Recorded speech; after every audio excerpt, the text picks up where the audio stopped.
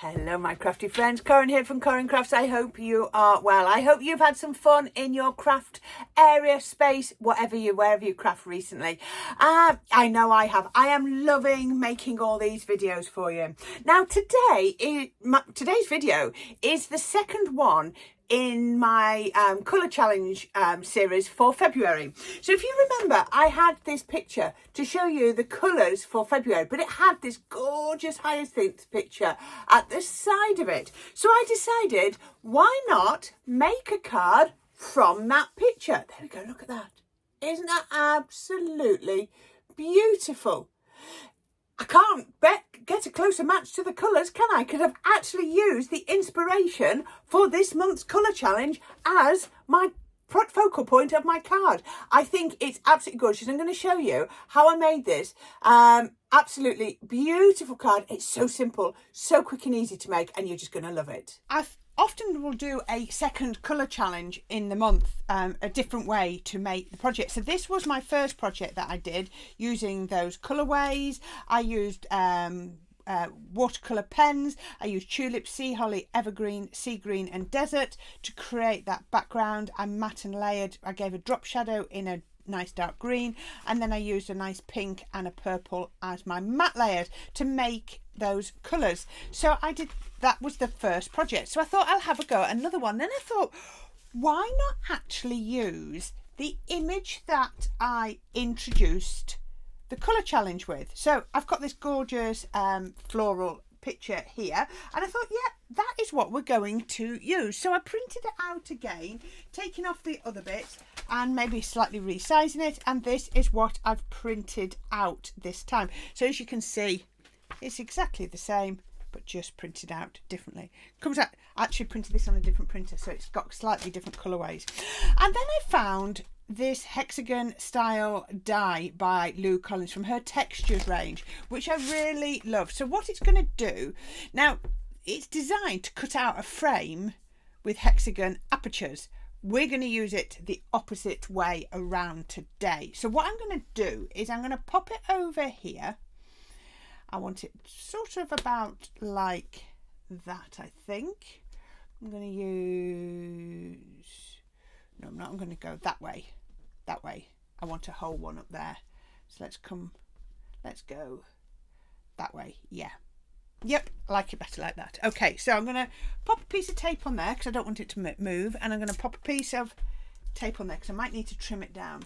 Then I'm going to get my cutting plates. Can I get that through my cutting plates? I might just have to trim a bit off the bottom of here. Just make sure I'm not using this bit. And then I can cut a bit off there. There we go. Right. Pop that on my cutting plate and my plastic shim. I did do it the first time without my magnetic shim and it didn't cut as well as I'd hoped. So I'm going to do all my normal plates and run that through my die cutting machine. Now this is definitely one of those where if you've seen me use my hold and release sheet where it holds everything in one place, this could potentially be a really good example of where that would work as well. So I'm just taking off this tape from here. Okay, and then I'm going to just make sure everything's poked out. I don't want it to lift up. It doesn't matter about those edge ones. It's taking those edgy ones. What I've got here, and I need this, is... Oh, there it is. I've got a frame. Now, this is what you would normally use. Oops. Don't want those to stay roughly where they are. This is what you normally use, but I've cut it off at the top.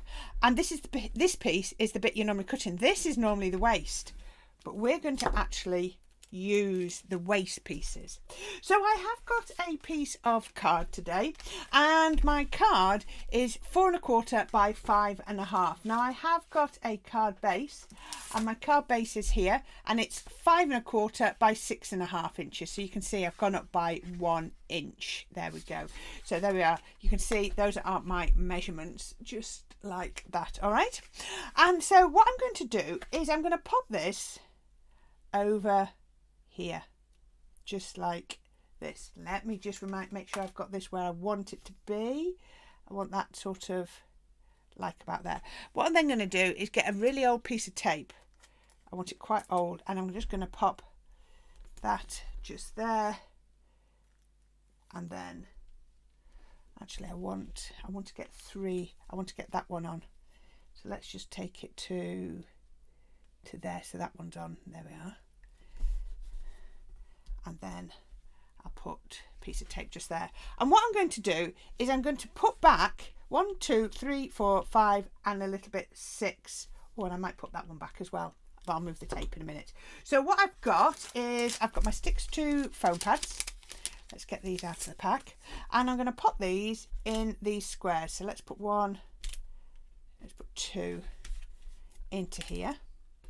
Now you can, oops, I've taken the backing off far too early here. That's how easy they are to release. You could use 3, you could use larger foam pads, you could use foam tape. It's entirely up to you, but I'm just popping this into here like so, and I want one in there. And the great thing is, by using this piece that I'm going to be having as waste, it's I know everything is going to be positioned exactly where I want it to be. Oops, I'm going to put one in there in a minute, but I'll put the tape on for that. So now I can just take the backing off. Why do they come off when you don't want them to? And then I'm going to get the waste pieces and pop them back in. There we go. And the great thing is you can see they've stayed on my die cutting plate exactly where I wanted them. So I was very careful so that they didn't jump out of the way. Now, there's a couple of ways you can do this. You can do this and with a much bigger piece of card and then trim it down at the end. Or you can do it like I've done and start with your finished size, and then we can just trim a few of the little bits off. It's entirely up to you. Now, you could use more of your image if you wanted to. Again, you know, I'm just giving you some ideas. You could try lots of different things. Now, you can see this is starting to go off the edge of my card, but I'm not at all worried about that at this moment in time. Take that one. And I'm just literally using, oops, that waste piece. I'm going to just lift that now, because hopefully everything's going to stay where I need it to be. I'm just get a couple more foam pads. Let's put one just there and one just there. And that would be this piece, and then that's going to go there. There we are. Right, so I've stuck those on. Bet you're thinking, where is she going with this? I don't need those, but you could keep them to use for another project if you wanted. And then we can peel this off. And then all I'm going to do is I'm going to very carefully lift away this and look at that. I know that everything is just flowing in exactly the right place. Like I say, you could just turn it over. And then all I'm going to do is I'm going to use this as my guide. I'm going to hold my scissors up to there against the edge. I'm just going to use my scissors. You can use your guillotine, but your scissors should cut straight. Because if your cardstock's straight, it shouldn't be a problem, because your scissors are just butting up against that there. I've got a little one that didn't perhaps line that up just quite right, so I'm just going to trim a little bit off there. There we go. And now look at that. Doesn't that look beautiful? A little bit different. This is, again, something that I've never done before. So yeah, I think that looks really, really pretty. Again, you can see you've got the whole picture, and then you've got that broken picture like that. Okay, so I'm going to mount that onto some white card, because I do like white with a white border. It's definitely becoming something that I do a lot more of. Oh, and I've gone over the edge with my glue. It's really not a problem. It's tacky glue. It dries clear. I can always use my pickup tool to get rid of it. And then we can pop that on there. Give it a little lift so we can see. There we are. It's from the same piece of card, so I know it's the right colour. Isn't that looking beautiful? Any image. You could use any. You could use a paper. You could be, it doesn't have to be something you printed out. Papers would work really well too. So I've then gone to my colour challenge, to my original colours, and I've decided to pick out the pink from there. Now I am adding in a little bit of gold, but hey ho, artistic license. I just want to roughly, I can't be more following, get the words out. I can't be following the colour challenge more closely if I'm actually using the image that created the colour challenge, can I? There we go, put the gold on. And you'll see why I've done the gold in a minute, because I want to just do a couple of gold accessories. Some gorgeous pink cardstock. I think this was from my wildflower collection, Crafter's Companion Papers from the wildflower collection. I am going to struggle with pinks soon, because pinks and purples are definitely going down. So I can put that onto there. Now what I would be doing if I had the time is I would be getting my stamping block, wherever that's gone. Here it is. And I'd be popping that on top with something heavy, and I'd just give it 5-10 minutes, and that would then just make sure that this is all held down nice and tight. And then this, I've got foam tape on the back, so this means this will go onto here. Now the reason I did the layers in this order is so that I could then cut the edges. You wouldn't want to mount all of the layers up together, because then you wouldn't be able to cut in and cut those surplus bits off, and you wouldn't get such a straight image, you know, edge to that, I don't think. So that's going to go on to there. This would look lovely with a photograph or anything. It really, really would. So I've been looking in my stash. I've got these lovely little heart pearls, and I've also created a sentiment. Ha ha ha. There we go. This is just from one of my printouts, and I'm just going to get that. Do I want to? Where do I want this to go? I keep thinking it wants to go there, but it's covering up one of the gaps. So does it look? It definitely looks right there. I'm going to have to go for it, because it definitely looks right to me on there. 3D glue gel works really well. Let's just grab, not the tweezers I'd normally use for this, but I'm going to put that just over there.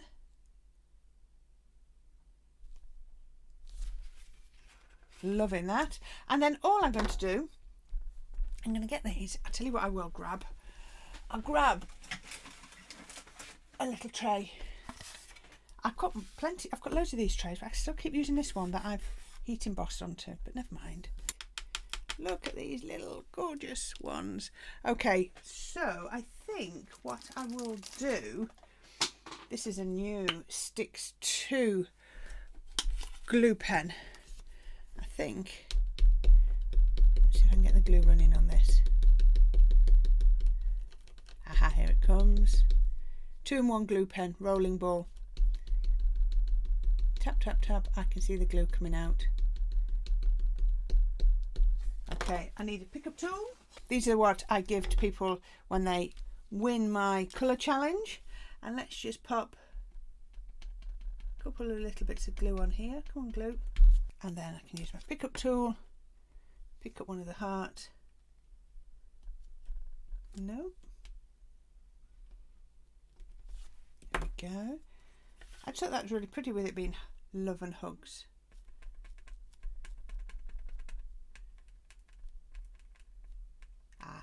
Want me to roller it?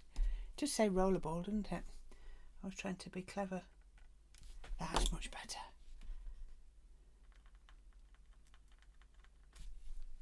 You just need to tap to get it flowing, and then once it's flowing you use the rollerball.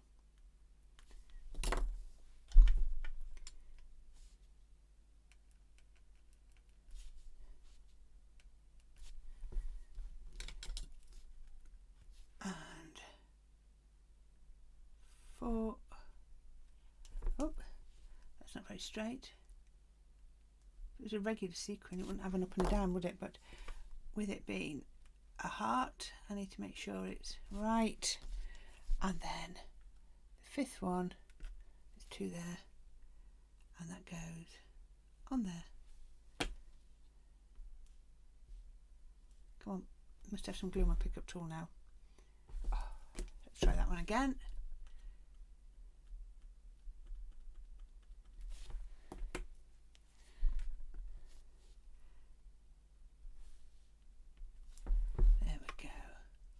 Press it down. There we go. And you know what? If you wanted to, you could just put a little something on one of these. I'm not going to. I'm going to leave it at that because sometimes less is more. There we go. A beautiful image cut out with the hexagons. And I know that this is perfectly spaced because of using that frame. A couple of little hugs, and I just love that sort of cracked look, and I love it that I've not used whole ones, so we've gone right off here. Yes, we've got whole ones down here. I didn't want to put another one on there. I thought that would, I liked the brokenness, and if this card was a bit bigger, I would have let that one be a bit bigger so that I had a gap at the bottom there. I think that would have worked too, but I think that is really, really pretty. As I said, you could be using your printed papers, you could be printing something out yourself, you could be using a photograph, whatever you wanted to, you could just use with those hexagons. Now, if you don't have something like loose die, like this one, there is a way to do it, and all it would require is for you to get something like your foundation hexagons, and then all you'd do is you'd find the one that you wanted. Well, it wasn't a bad guess, was it? And then just print and just cut them out separately, and then you could just get a strip of card to use as your spacing, but that would also work really well. There's always a different way. Let's have a look at what you've got in your craft stash and make it work, because I think it's really, really important that we do that. So there you go. Hopefully a lovely quick tutorial. I really enjoyed doing that one. I love the colours. That's my second one of my colour challenge. If you want to take part in my colour challenge, all of the details are on my Facebook page, but basically all I ask is that you will have a go with these colours, the pink, the purple, the two greens and the sort of sandy beige, and make yourself a project using roughly those colour themes. It can be glitter paste, it can be paper like I've done a printed image, it could be like the watercolour ones that I did on my first project, it could be fabric. If you are a sewer and you'd rather do a sewing project using these colours, I would love to see that too. So please think outside the box, and at the end of February I will pick a winner and I'll send you a card with a little gift, and yes, you'll get that from me at the end of February. So thank you so much for watching. I'll link back here to the project that launched the February colour challenge to show you how to make this card, but hopefully I've gone into a little bit more detail on how to follow the colour challenge, and always my subscribe button will be on the right. So thank you so much for watching. I will be back very soon. Take care for now. Bye.